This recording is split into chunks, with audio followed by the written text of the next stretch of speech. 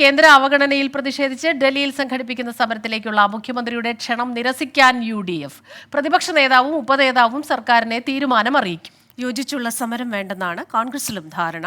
യോജിച്ചുള്ള സമരം അണികളുടെ മനോവീര്യം തകർക്കുമെന്നും വിലയിരുത്തൽ. വിവരങ്ങളുമായി തിരുവനന്തപുരത്ത് നിന്ന് ചേരുന്നത് എ.വി. ജയശങ്കറാണ്. A V. Jayashankar, very good morning. കേന്ദ്രത്തിനെതിരായ സമരം വേണമെന്നുള്ള കാര്യത്തിൽ ഇരുകൂട്ടരും ഒറ്റക്കെട്ടാണ്. പക്ഷേ അത് ഒന്നിച്ചുള്ള ഒരു സമരമാകണ്ട. ഒന്നിച്ചുള്ള ഒരു സമരമായി കഴിഞ്ഞു കഴിഞ്ഞാൽ അത് അണികൾക്ക് ഒരു മനോവീര്യം കെടുത്തുന്നതാകും. അതേസമയം തന്നെ ഇന്ത്യ സഖ്യത്തിന്റെ ഭാഗമാണ് ഇരു കക്ഷികളും എന്നതും നിലനിൽക്കുന്നുണ്ടല്ലോ.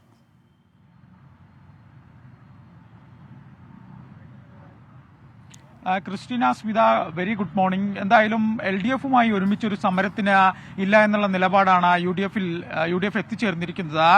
വരുന്ന UDF യോഗം ഇക്കാര്യം വിശദമായി ചർച്ച ചെയ്യും. അതിനുശേഷമായിരിക്കും ഇതിലൊരു ഔദ്യോഗിക നിലപാട് നേതൃത്വം അറിയിക്കുക. എന്തായാലും മുഖ്യമന്ത്രിയെ പ്രതിപക്ഷ നേതാവും ഉപനേതാവും ഇക്കാര്യം നേരിട്ട് തന്നെ അറിയിക്കുമെന്നാണ് നമുക്ക് വ്യക്തമാക്കുന്നത്. എന്തായാലും കേന്ദ്രത്തിൽ ഉൾപ്പെടെ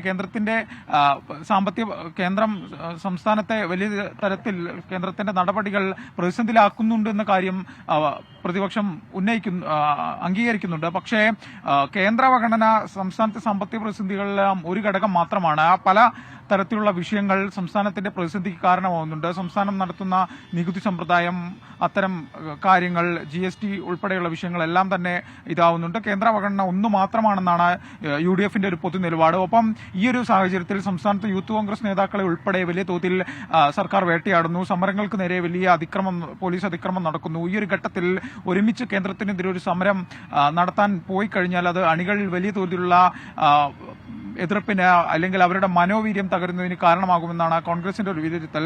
കെ സുധാകരൻ തിരിച്ചെത്തിയ ശേഷം ഈ വിഷയത്തിൽ വിശദമായൊരു ചർച്ച കോൺഗ്രസിൽ തന്നെ ഉണ്ടാകും. UDF-ഉം ഈ വിഷയം ചർച്ച ചെയ്തു.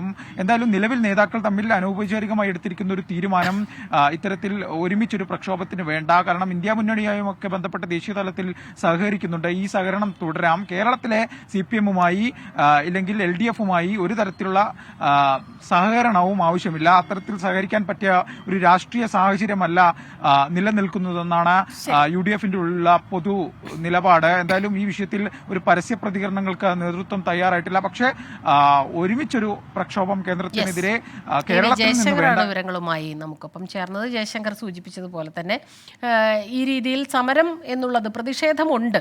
പക്ഷെ ഒരുമിച്ച് സമരം ചെയ്താൽ അത് അണികളിൽ ഒരു ആത്മവിശ്വാസക്കുറവ് ഉണ്ടാക്കിയേക്കാം, അല്ലെങ്കിൽ അവർക്കൊരു കൺഫ്യൂഷൻ ഉണ്ടാക്കിയേക്കാം എന്നുള്ള വിലയിരുത്തലിലാണ് ഈ രീതിയിലുള്ളൊരു തീരുമാനത്തിലേക്ക് എത്തുന്നത്. പക്ഷെ ക്രിസ്റ്റീന പറഞ്ഞതുപോലെ തന്നെ ഇന്ത്യ മുന്നണിയിൽ ഇവരൊപ്പമാണ് എന്നുള്ള കാര്യവും ശ്രദ്ധിക്കേണ്ടിയിരിക്കുന്നു, അല്ലേ? അതെ.